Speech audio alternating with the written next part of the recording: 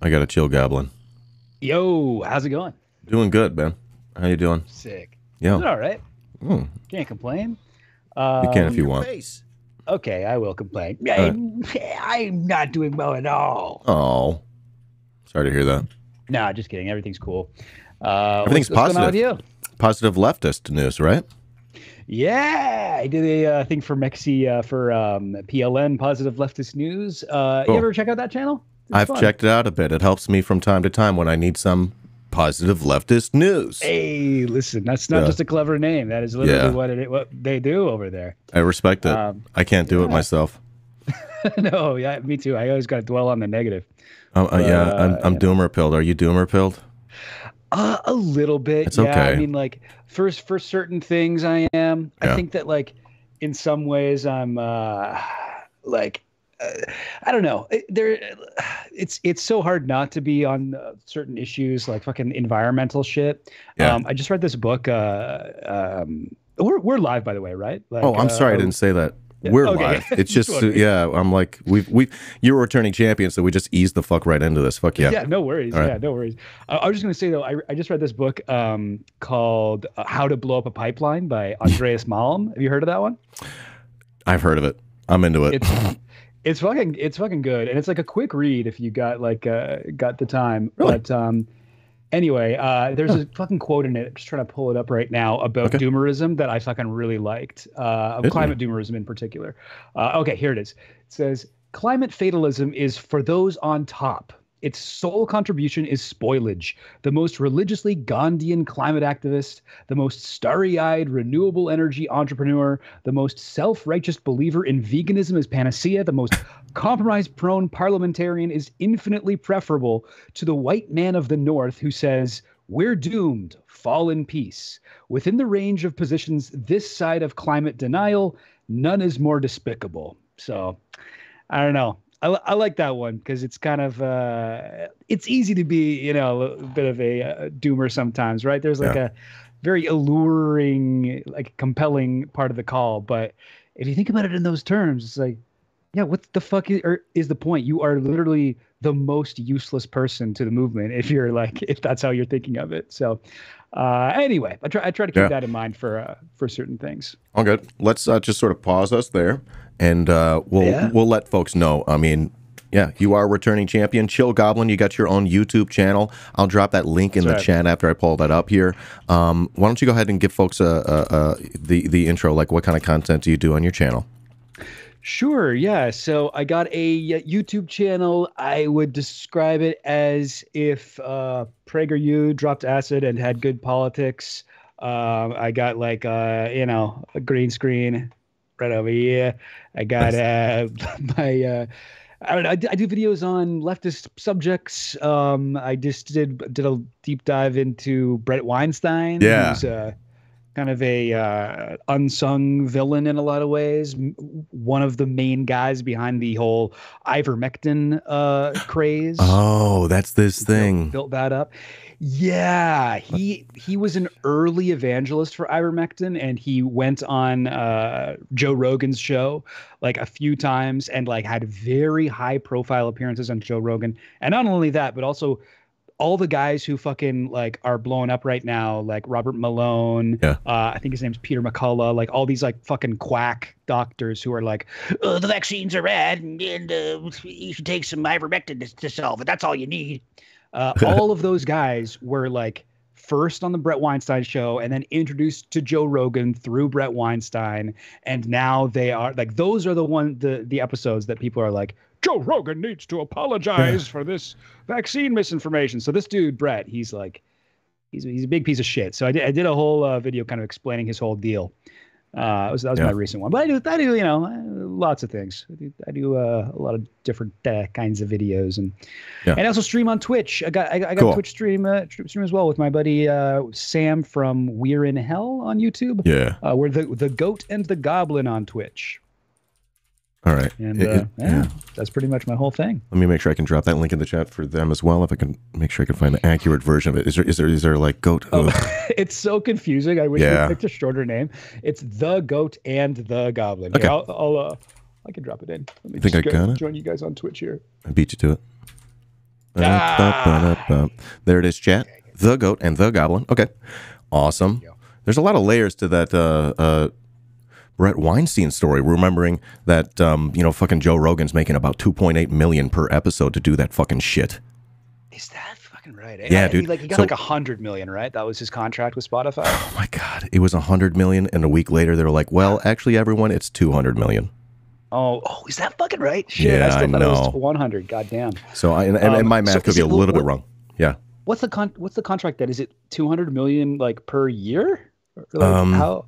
I'm assuming.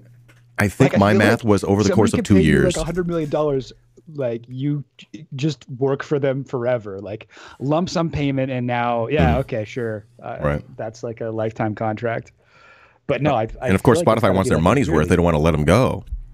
I mean, like, fuck, that guy's podcast is so popular. It's the dumbest shit. Sure. No, it absolutely is. And of course, they're able to pay him that money by exploiting all the musicians and podcasters and artists on their platform. Yeah. That's how that works. Yeah. Yeah. Yeah. When was the last time Joe Rogan had a musician on who complained about Spotify? That would be funny. Let's get Eve Six Spotify guy. Sucks. You're on Spotify. You get fucking nothing. He's like, do I? I mean, I feel like I nice. do pretty well on that. That would be a good juxtaposition. Let's do this. Let's get. I'm calling for Eve Six guy myself. Yeah. I would love to see more leftists go on. Did you check out the Ben Burgess I didn't. interview? No, I haven't watched it in full myself. I saw some clips, some of which I liked, some of which I thought were pretty bad, but they talked about Michael Brooks. Did you see that part?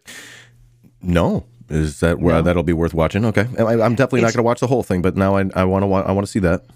It's interesting because like he brings up fucking Michael Brooks, who I was a huge fan of Michael Brooks back in the day, and like when he passed away, like that was such a tragedy. And one of the things that I had on my mind at that time was like, God, he never even got to go on Rogan. He would have been the fucking like platonic ideal of a leftist guest on Joe Rogan, because he's fucking like, he's cool, he's like charismatic, he's funny, and he's like super educated and able to like distill complex ideas into a very simple thing. So he would have been like so perfect. Oh my God, yeah.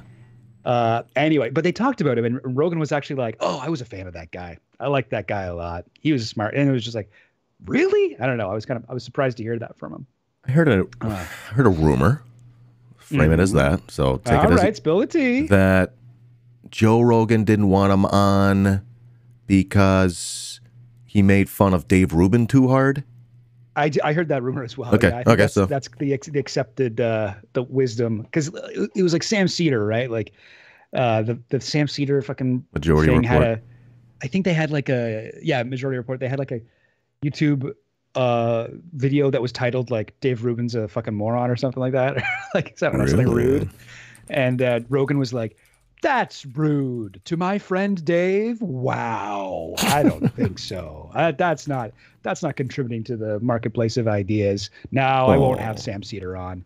But actually, the video wasn't even in that video. It was Michael Brooks that said it, and like somebody else who uploaded it. Such babies. But I know, right? They're also such thin-skinned guys. Anytime somebody says something about comedians, whoa, you can't say we're comics. We're comics, dude. It's all comedy. We get to say whatever we want, man. That's the whole point of it. I hate it. Get out of here with your thin skin. You gotta learn how to what are you gonna do? What are you gonna fucking do, man? Did you ever do comedy? I did. You seem like a real funny guy. Like stand up. Thank you. Yeah, I did and do stand up. It's back now. It's opened up again. So nice. I'm going out and doing a couple shows. All right. Tell us about it. I'm not like fucking super psyched about going out in bars every night like I used to be. But I'll do shows from time to time now. Ups and downs. I still feel like, I don't know. I still feel a little bit scared of COVID. I don't want to get it. It's scary. It is scary. Did you ever get it? I don't know. Right? I don't know for sure, but I never tested positive. I wouldn't be surprised if I did. They're really liking your shirt, by the way. They love your shirt. Thanks. My girlfriend got me this shirt. I want to go put on my Hawaiian shirt, but I don't want to. Yeah. I don't want to look stupid in front of yours. Yours is nicer. Yeah, right on. That's cheesy. It is a nice shirt. I like it. Yeah, my girlfriend just bought me like a couple of shirts that match her apartment. So that's like It goes with the apartment. We're at. Yeah. I mean, Lost Lake? You're from, do you mind if I ask if you're from Chicago? I'm not from Chicago. Okay. But, For some reason, I I'm imagined you were. I'm from a small town in Canada called Orangeville, but I live in Toronto. And I know you told me that last time, but I got a terrible memory. Right. All right. And Hey, you it's are okay. a Hey, returning listen, I champion. take it as a compliment. Chi-town. Sorry. Yes, yeah. It's a good. I mean that in a good way for sure. And yeah, Toronto and Chicago are like pretty similar like size cities, and like I think there's like some links there. You know, there's Chicago's more of an improv town than a stand-up town, but you know, it's a similar kind of scene there. it's I actually understand. it's actually wild. You bring that up, and of course, what's going on in the world. I wonder how much you want to talk about Ukraine. If you had anything on your mind that you wanted to talk about today, we can definitely shoehorn those in there. Sure, yeah. I'm down to talk about do you mind if we talk about Ukraine for a second? I just sort of like, I don't know. it's something I'm processing. Yeah. I've also tried to give myself some space where I just don't talk about it from time to time. I think that's important, especially when Absolutely, it's yeah. fucking war. It's very important. Now, you just brought Speaking up... of doomerism. Oh, my gosh. Speaking of doomerism. Now, you just brought up Toronto and Chicago, and it sort of just blew my mind here because in the past few days, there have been some very confused rallies, I would call them. Are they pro-war? Are they anti-war? Where the fuck is my tweet? It's here somewhere. Let me track it down. Oh, that was a bad one. Bad transition, Dan. You got to practice. Listen, I'm just impressed things are moving around. God damn. Isn't that nice? So that is nice. There have been some very confused rallies, and Ukraine's got a lot of nationalism, sort of like we got here with our people bringing their fucking flags to rallies. But like, I don't know if you know much about this, and feel free to stop me if I need to explain anything, or if you disagree. I'm not the or most educated person on Ukrainian politics. I've learned most of what I know in the last like week or so. Yeah. But yeah, no, let's dive into it. So here's what I've been noticing: a trend of more explicitly far-right flags appearing at these rallies.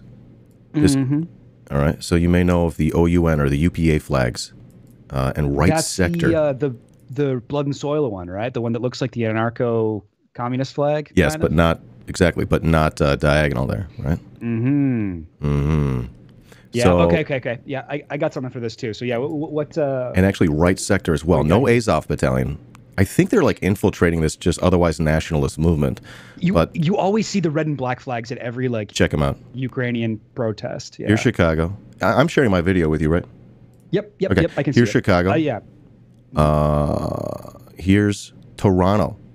The Deputy Prime Minister of Canada. Yeah. Okay. This is. Yep. I was just pulling that up to send you because this is fucked. So, do you know anything about Chrystia Freeland? I would assume that you wouldn't give a fuck about her because she's a Canadian. No, this is my first time meeting them. So yeah, give us context. Ooh, more context. Yeah, more context. I'm fucking thirsty for context. Let me fucking pour some delicious context nectar down your throat, dude. I got some for you. Because Chrystia Freeland, fill me, daddy. Is essentially like deputy prime minister. She's like I guess you could say she's the Canadian equivalent to the vice president. Like she's like the second most powerful person in the country, and she's certainly being groomed, I would say very clearly, to be the next Canadian prime minister. So an extremely powerful person in this country. She has Ukrainian heritage. Yeah. She speaks often about her grandfather, and she should know. She should know, and I think she does. So let me explain here. She is so she's Ukrainian. She spent time in Ukraine. She's very Ukrainian nationalist. This is a big issue for her. She also participates a lot in Black Ribbon Day, which is a day in Canada where we memorialize the Molotov-Ribbentrop Pact or whatever it was called, where the Soviets made a pact with the Nazis, which everybody else did too. But that's the one that concentrated on it. It's like the victims of communism and Nazism Day, where we memorialize all the brave people who were killed by Nazis like Hitler and stuff. And it's very like Nazi protest in my opinion, or not protest, but celebration. Anyway, so she turns out her grandfather, who she often talks about, and she often on Black Ribbon Day, she'll be like, I'm thinking of my grandfather and how he had to flee Ukraine because of the communism, blah, blah, blah. He had all the eggs in. He had all the eggs in Ukraine. He had all the yeah. So her grandfather, you know, every time you hear somebody fleeing communism, it's a sad story. But her grandfather, turns out, was like literally a Nazi. Like not in like a way where you're like everyone's a Nazi. No. This guy was like a full-on Nazi. So he owned a newspaper that he took from. It used to be a Jewish newspaper, and he took it over. And you know, the Jewish people who used to own it were no longer there for some reason, and he turned it into like a Nazi like propaganda rag with articles on like how to spot a Jew and like shit like that, and was like full on like a, you know, cooperating with the Nazis in Ukraine. And, you know, there's like, you know, there has historically been a Nazi problem in Ukraine and in Canada. Sorry, I'll try to make this brief. I could go on for a while about this, but don't make it brief. Spill the tea. I'm context thirsty. Yeah, let's get it. So, you know, in the U.S., you guys had like Paperclip, Operation Paperclip, where you brought over like a bunch of Nazis who were like smart. In a way. The Victor von Braun or whatever his name was, like people who built rockets and shit. Massive, that's how you guys got to the moon. You guys used like some of the Nazi smart guys. But to the moon. Oh no, you just ruined that in another way. Yeah. Twice. Okay, Bitcoin's canceled now. Double canceled. But in Canada, we did the same thing, except for we didn't really care about how smart they were. Literally, we had a bunch of like Ukrainian leftists in Canada post World War II, and they were starting unions and they were like agitating for workers' rights and shit. And so the Canadian government was specifically like, yo, can we get some fucking like right-wing Ukrainians over here? And there was a period where Canada was straight up like, oh, if a Ukrainian tries to immigrate here and they've got an SS tattoo, that's an instant they're in. Get them in here. We have literally a bunch of Ukrainian Nazi war memorials all over our country. We brought over tons of Ukrainian fascists into this country, including Chrystia Freeland's family. Yeah, no, it's, you know, people like to talk about Canada like we're like a super nice, wonderful socialist paradise, but that is far from the case. That is far from the case. So anyway, sort of brings new meaning to the term America's hat, as in you're like hiding us. You distract us. You provide shade. You know. Yeah, exactly. Yeah, we're America's hat, and it's got like that fucking skull and crossbones in the middle of it. That's not funny. Oh yeah, but anyway, so all this is to say, I was not at all surprised to see Chrystia Freeland holding that fucking like Ukrainian fascist flag at a rally. That was not surprising. It was a bit of a mask off moment, but holy shit. Yeah. You've provided a lot of context there. The mayor of Toronto as well. In Illinois, we got my governor, J.B. Pritzker, the second wealthiest man in the state, and our shitty ass neo-lib Democrat mayor Lori Lightfoot. You're surprised to not see her in like a Ukraine colored fucking fedora. Did you know the thing about her fedoras? Yeah. Hey, listen, she's got drip. Oh my god. I'm done. I like about her, but so yeah, obviously they don't. You're neoliberal doesn't mean you can't have fucking swag, dude. True, Dad. So obviously, at least they're not fucking holding the flag though. They're just like in the background. This one's a little less damning, but still, like if it were like a fucking Confederate flag, there's someone on their staff would be like, "Hey, we got to get you out of here," you know? Oh yeah, right. Absolutely, yeah. No, I mean like the hypocrisy is overwhelming.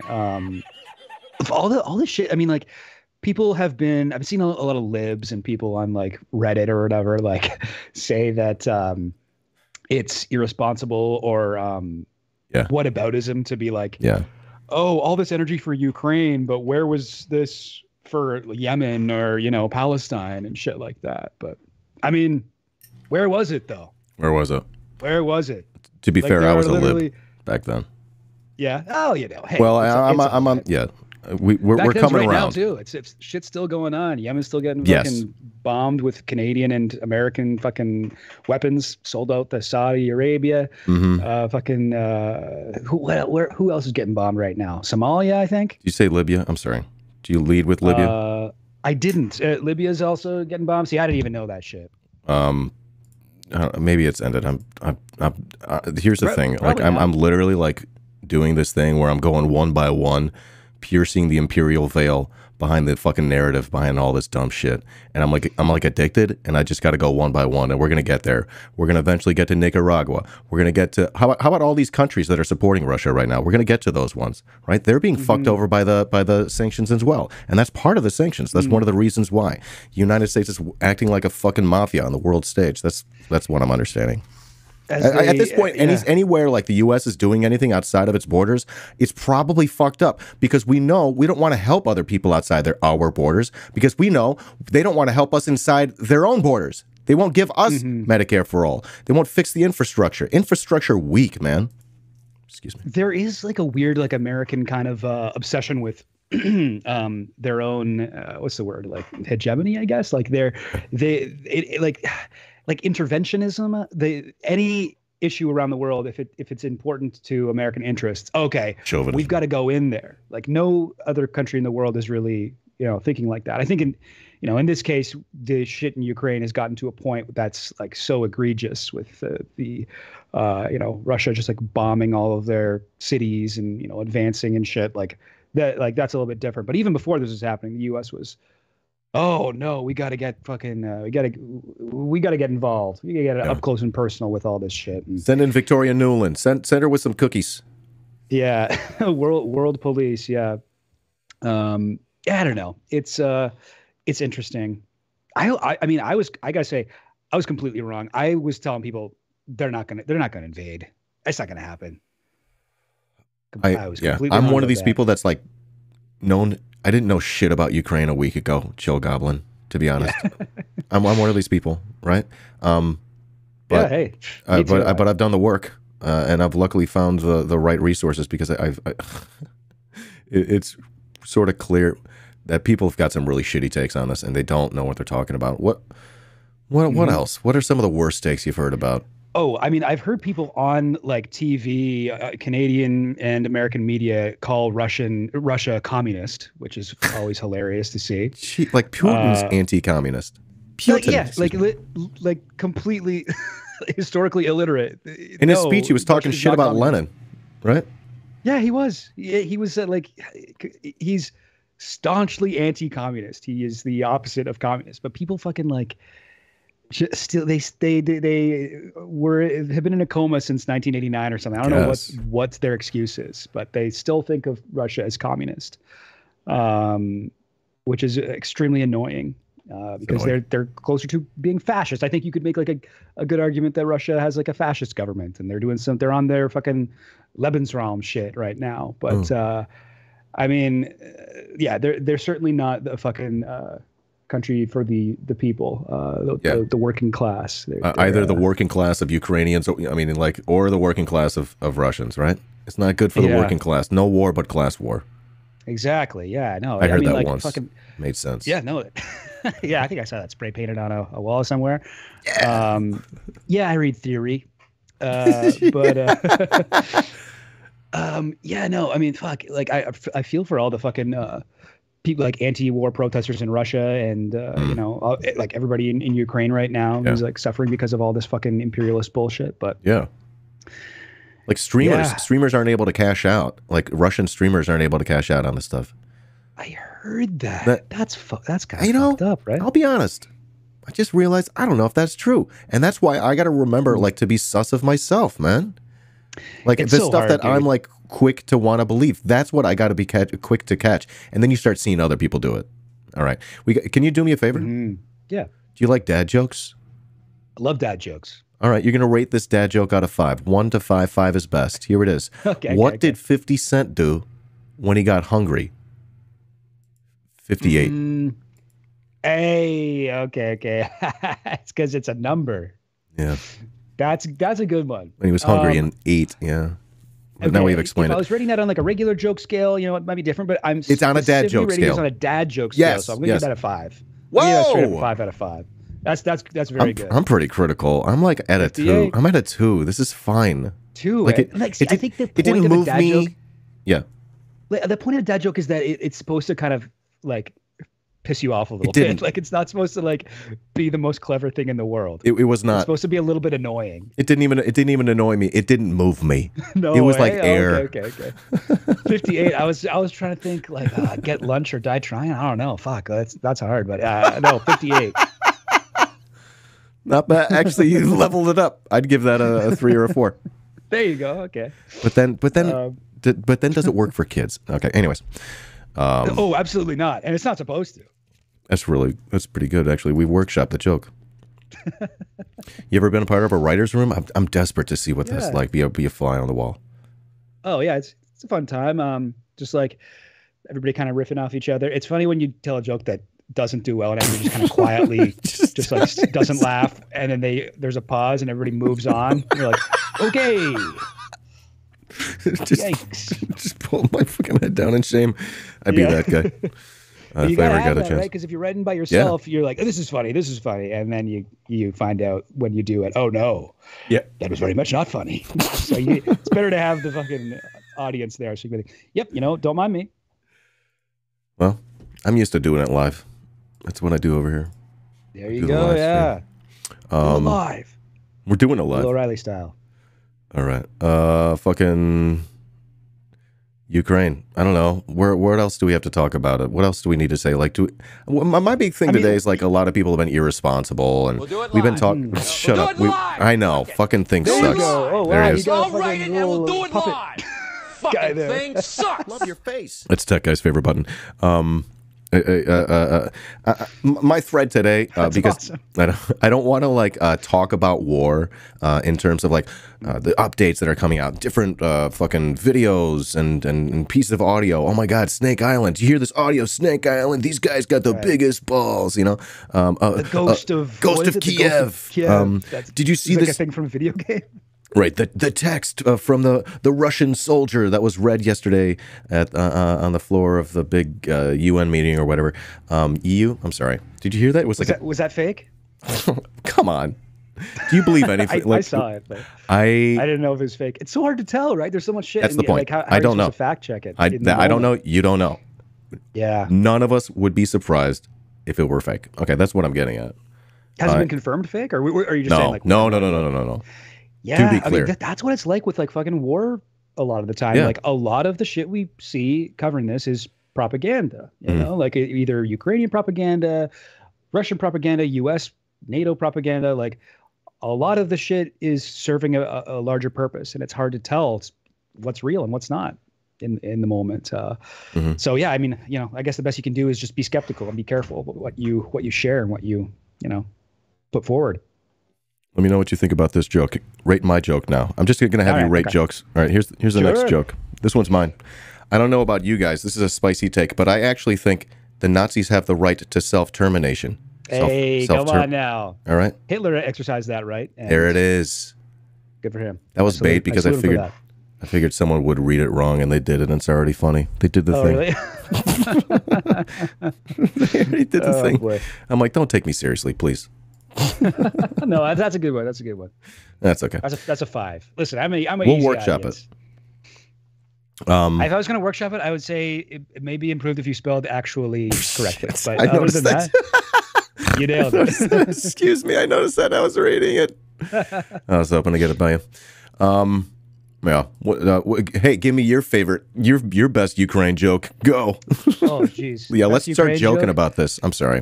That is talk about being irresponsible. That's the whole point of my stream. Okay, but back to that thread. That has been like a thread of my stream today. I'm trying to, and there it is again. Like I got to reel myself back from time to time as someone who's like trying to do quote unquote edutainment, and someone who like tries to talk about the news and trying to make light about it in a safe, not mean way. It's hard. Sometimes you get edgy. Sometimes you get too edgy. Sometimes you just laugh about it too much. And I think I'm doing that right now. And I'm sorry.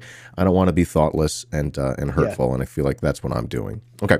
Hey, yeah. That's good to say. And I don't think there's anything wrong with it. I think that like these are like stressful things to take in, and sometimes people cope with stress by making a joke out of it. I know I do that. That's a way for me to deal with things, but it's not for everybody. So yeah. For sure. It's definitely not for everybody, which is you know, why people leave my stream.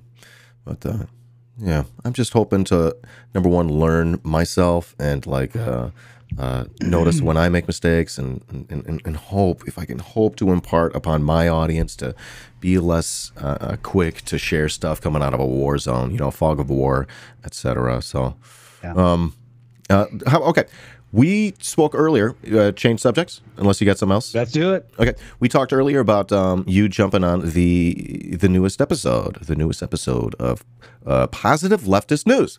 All right. So Positive Leftist News, as you can probably tell, chat, is a channel on like YouTube and probably other places where they talk about, get this, Positive Leftist News.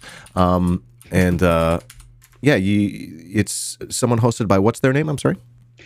So the person who started is Mexi. She's another Toronto, what's the word? YouTuber. Cool. She's got a great channel as well. Everybody should check out. But she has recently been expanding it. So she's got a few other people hosting. You can see the one before me was Javi. Friend of the stream. And yeah, okay, cool, awesome. We interviewed them right after those protests that they've probably talked to you about. Oh, no way. Oh, incredible. Real cool. Real cool. Yeah.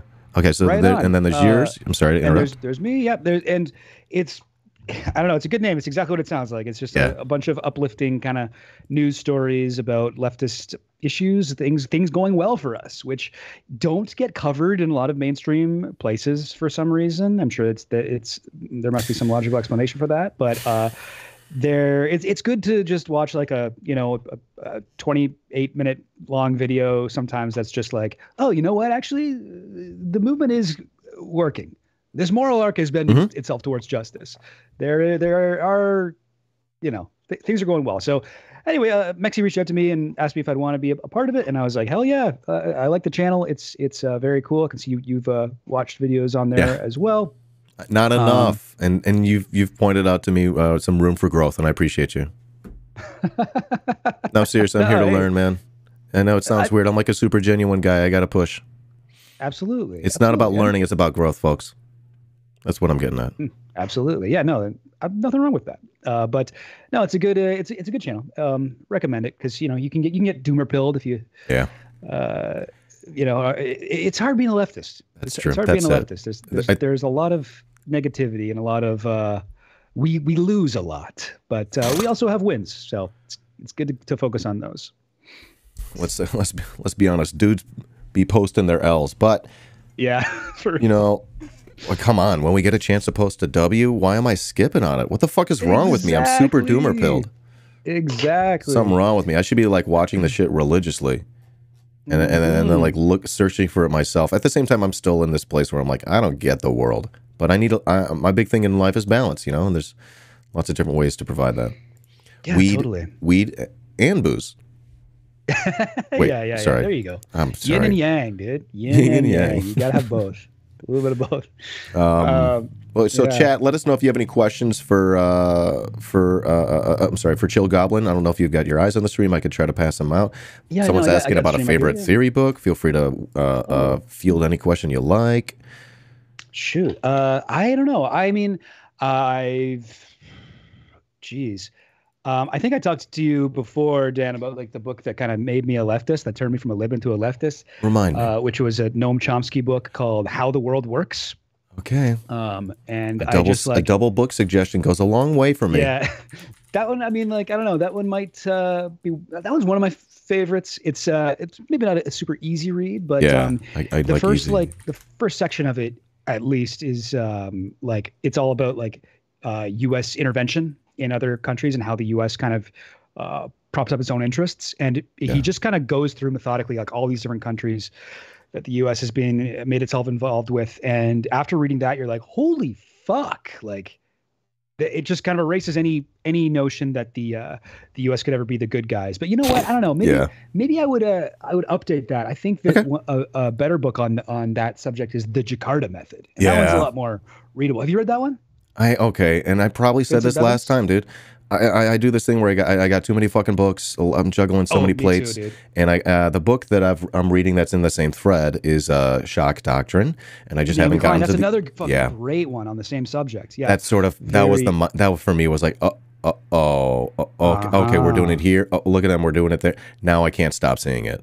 So when this whole Ukraine thing popped out, I think that was they gave me the foundation to start going, wait, what?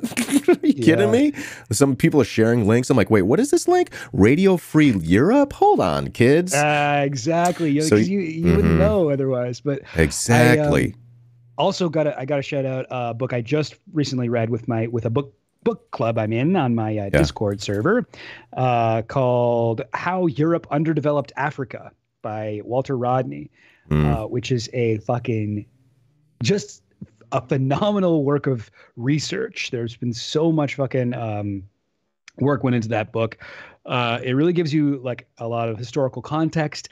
I mean, I love history. I'm very interested in history, and I realized reading this book, I don't know shit about like African history pre-colonialism, and I don't know shit about really like African history post-colonialism either, because I only know it from like the European perspective.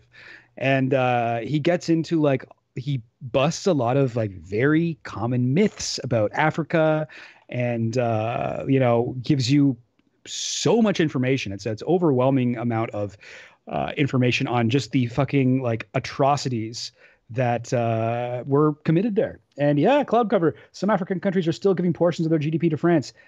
Absolutely. Yeah. One of the most fucked up things ever. Haiti, the only country to have a successful slave rebellion, the first country to abolish slavery, which is so fucking sick. After they abolished slavery and like took their country back, they took the white out of their flag because they didn't have white people there anymore. That's what they did, yeah. And so because their flag is like blue and red instead of like the French like blue, white, and red. Anyway, so we're gonna look at that. No, okay. We're gonna have to circle back into, and I want to see that. Go on.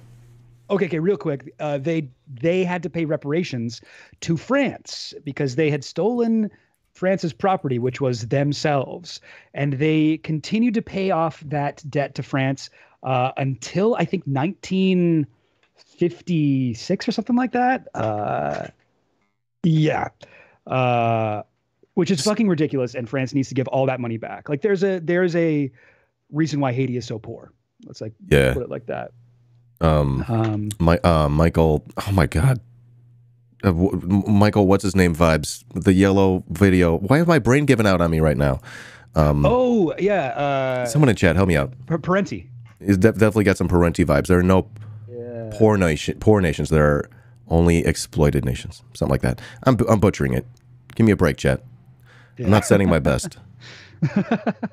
Quality content. I'm sorry, you were going to say something? Yeah, I hit the wrong button.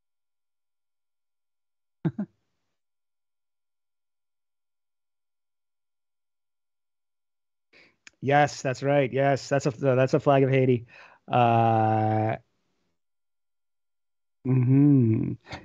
is that the first?